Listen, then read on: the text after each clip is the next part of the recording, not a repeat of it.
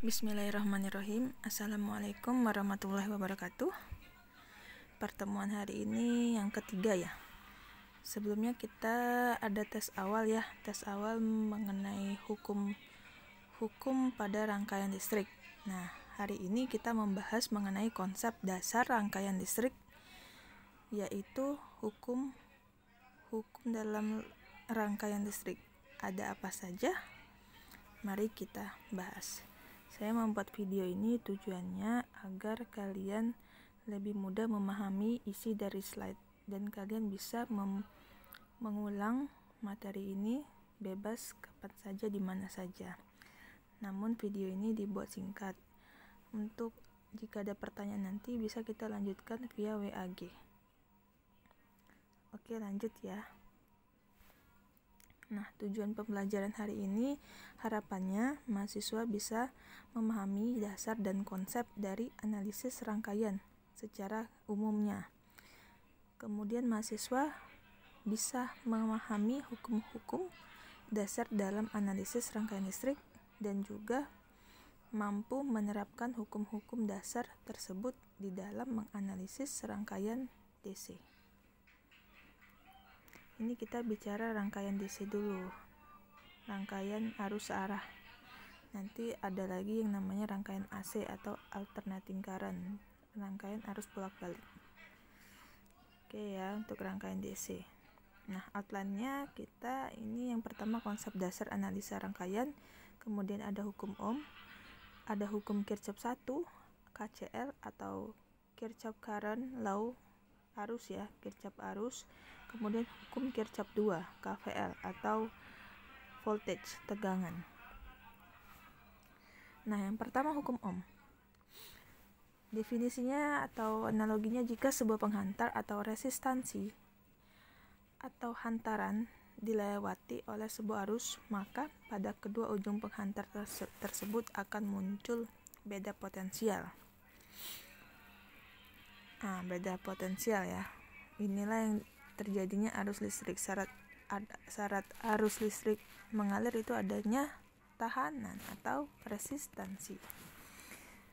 Atau hukum Ohm menyatakan bahwa tegangan pada berbagai jenis bahan penghantar adalah berbanding lurus dengan arus yang mengalir melalui bahan tersebut. Secara matematis, voltage atau tegangan sama dengan perkalian dari arus dan resistansi atau resistor. Ini kita bicara arus searah dulu, makanya di sini hanya resistor. Kalau arus bolak-balik nanti komponennya ada yang namanya kapasitor, induktor.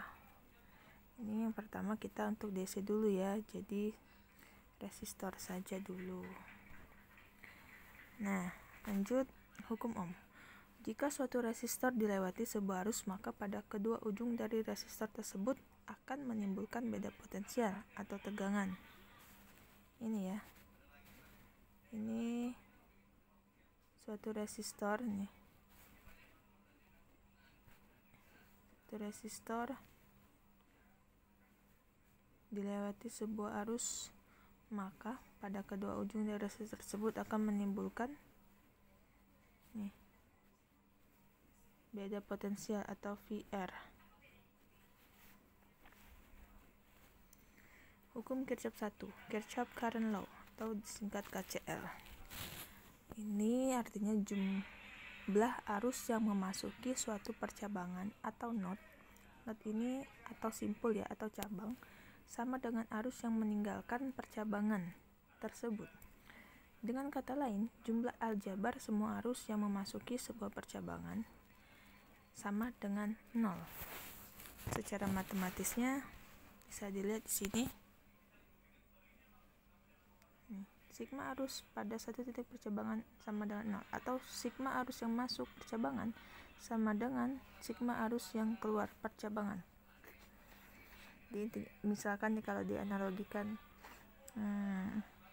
air 1 ember masuk ke pintu, hasilnya juga 1 ember, seperti itu ya. Di sini belum bicara rugi-rugi ya, masih secara umum, belum membahas rugi-rugi listrik susut daya, belum, masih gambaran secara umum dan arus searah DC. Oke, nah ini contoh KCL atau Kirchhoff Current Law.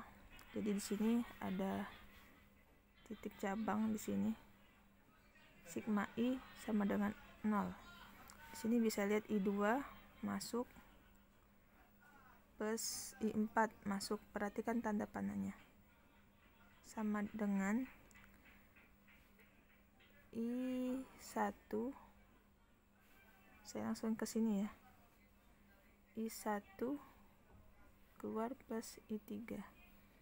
Jadi kalau yang tadi yang boleh lihat yang ini I2 I4 dia masuk jadi tambah, I1 dan I3 keluar jadi dia min. Jadi dari sini itu sama saja perubahan ke sini. Itu yang ngerti ya ini ya. Jadi yang masuk sama dengan yang keluar, intinya itu. Nah, yang kedua, hukum Kirchhoff kedua tentang voltage law. Jumlah tegangan pada suatu lintasan tertutup sama dengan 0. Kalau tadi kita bicara arus sama dengan 0, yang ini tegangan sama dengan 0. Atau penjumlahan tegangan pada masing-masing komponen penyusunnya yang membentuk satu lintasan tertutup akan bernilai sama dengan 0. Matematisnya sama ini. Yang tadi sigma I, sekarang sigma V atau sigma tegangan sama dengan 0. Nah, ini contoh kalau kita lihat pada rangkaian ini. Perhatikan di sini gambarnya lintasan A B C D A. Berarti sini ya.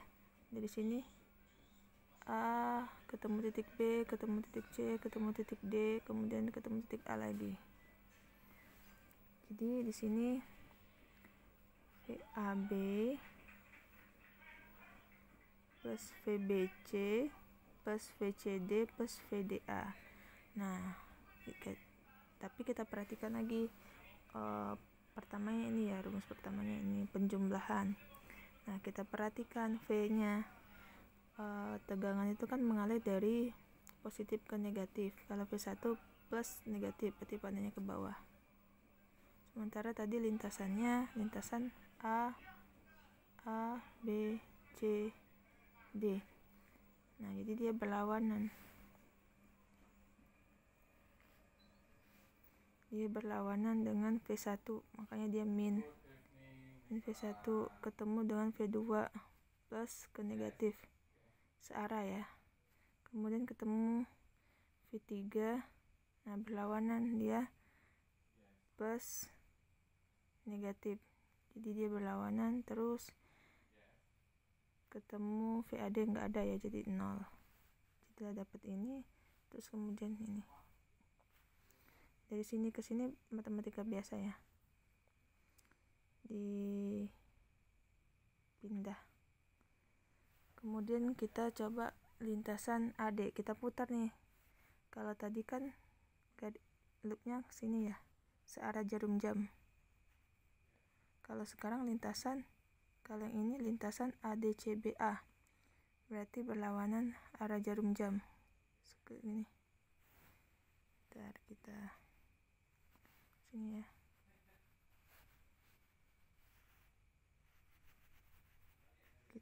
Oke. Kita yang ini ya, coba yang ini. Lintasan ADCBA berarti berlawanan arah jarum jam. ADCBA. Panahnya ke sini ya. Jadi sama yang pertama VAD penjumlahan VDC plus VCB plus BA. Kita lihat dia searah atau tidak dengan lintasan. Pertama ke sini ketemu nih V3 kan dari positif ke negatif, jadi dia searah plus min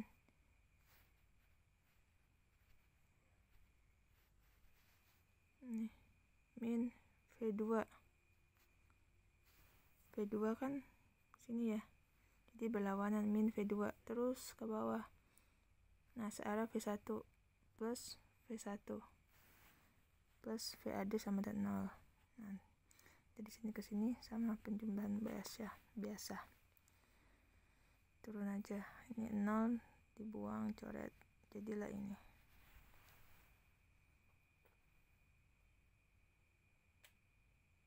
Oke ya, V2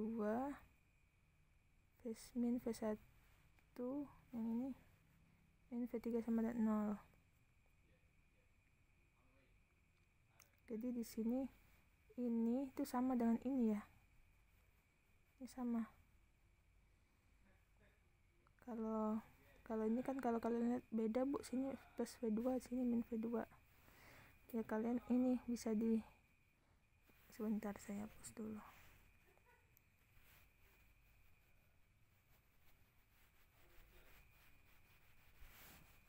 Nah, yang ini kalau mau sama seperti ini dikali min 1, jadi min di atas ini ya, min V3 plus V2 min V1. Nah, udah tinggal diubah posisinya seperti ini, sama jadinya. Ini plus V2 min V3 min V1. Oke ya, ini contoh KVL. Nah, ini contoh KVL. Kita contoh di sini mencari V1 pada rangkaian tersebut. Kita coba dengan searah jarum jam dan berlawanan arah jarum jam. Yang pertama searah dulu. Hukum KVL tadi nih, sigma V sama dengan 0. Kita coba yang searah jarum jam. Searah jarum jam seperti ini ya. Nah, jadi dia V1 plus 10 plus 2 min 15, hasilnya 3 volt. Jika berlawanan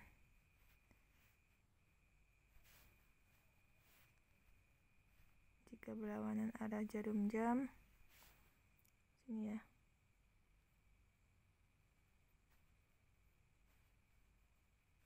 Nah, dia ketemu min V1 plus 15 min 2 min 10 sama dengan 0, sama V1 sama dengan 3. Jadi sama saja mau searah atau mau berlawanan arah jarum jam, hasilnya sama-sama 3 volt. Nah, ini contoh lagi. Tentukan V1 pada rangkaian tersebut.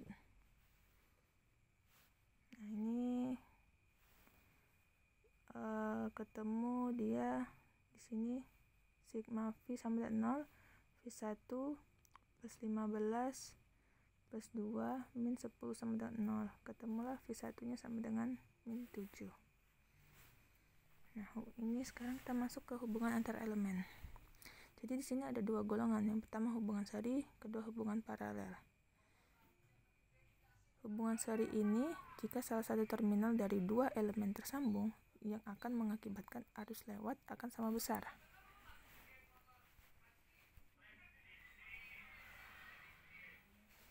Arus akan sama besar jika seri. Kemudian jika paralel, yang akan terhubung mengakibatkan tegangan tiap elemen akan sama jika dia paralel. Nah, ini hubungan seri. Hubungan seri KVL sigma V sama dengan 0, V1 plus V2 plus V3 min V sama dengan 0. Nah, kemudian kita keluarin V nya sama dengan pindah ya, V1, V2, V3 nya pindah ke sebelah kanan, kemudian diturunkan, dimana rumus V tadi I kali R. Nah, ini kalian jabarin lagi, I1 R1 plus I2 R2 plus I1 plus I R3. Nah, yang dicarikan I ya, untuk di sini seri itu I nya sama, jadi bisa kita keluarin seperti ini. Nah, dari sini dibuat V per I sama dengan R1 plus R2 plus R3. Ngerti nggak? Dari sini ke sini, dari sini ke sini, bagaimana? Ngerti ya? Misalkan jadi di sini matematika biasa, jadi V sama dengan I kali R. Kalau saya umpamakan kata angka 10 sama dengan 5 kali 2. Mencari 2 sama dengan 10 bagi 5.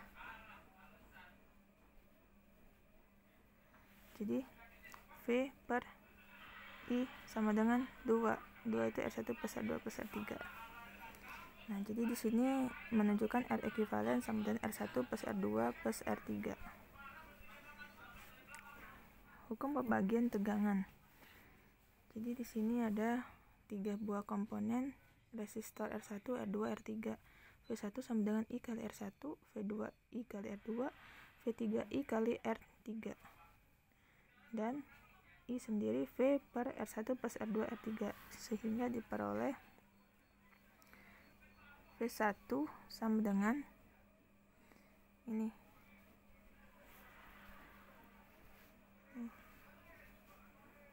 V1 ini, V2 sama dengan ini, V3 sama dengan ini ya.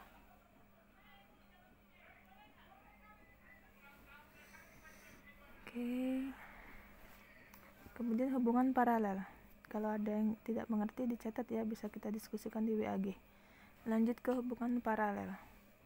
Nah, hubungan paralel tadi yang sama apa? Tegangan. Kalau seri yang sama arus, kalau paralel yang sama tegangan.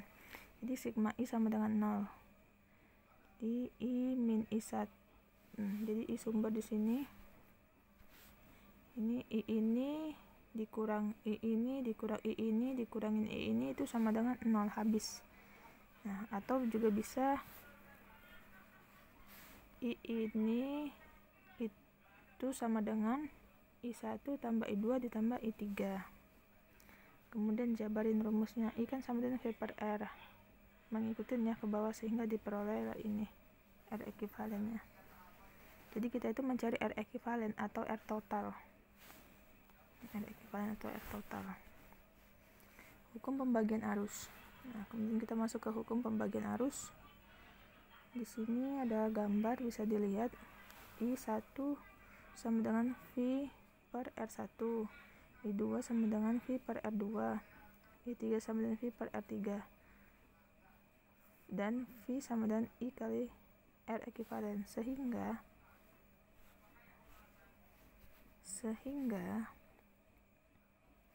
di sini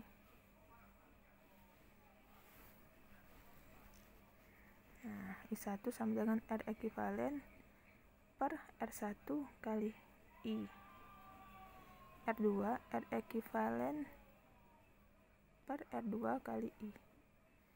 I3 sama dengan R ekuivalen per R3 kali I.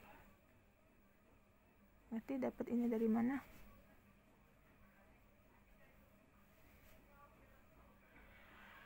Ngerti ya? Kalau ngerti kita jabarin. Setelah ini ada soal latihan. Jika nggak ngerti saya nanti bisa bikin video lagi. Jika ngerti, lanjut ke soal latihan. Soal latihan nih, ada 2 buah. Kalian silahkan cari R ekuivalen dari ini berapa, kemudian ini I arusnya berapa. Oke, sekian, terima kasih. Kita lanjutkan di WAG. Wassalamualaikum warahmatullahi wabarakatuh.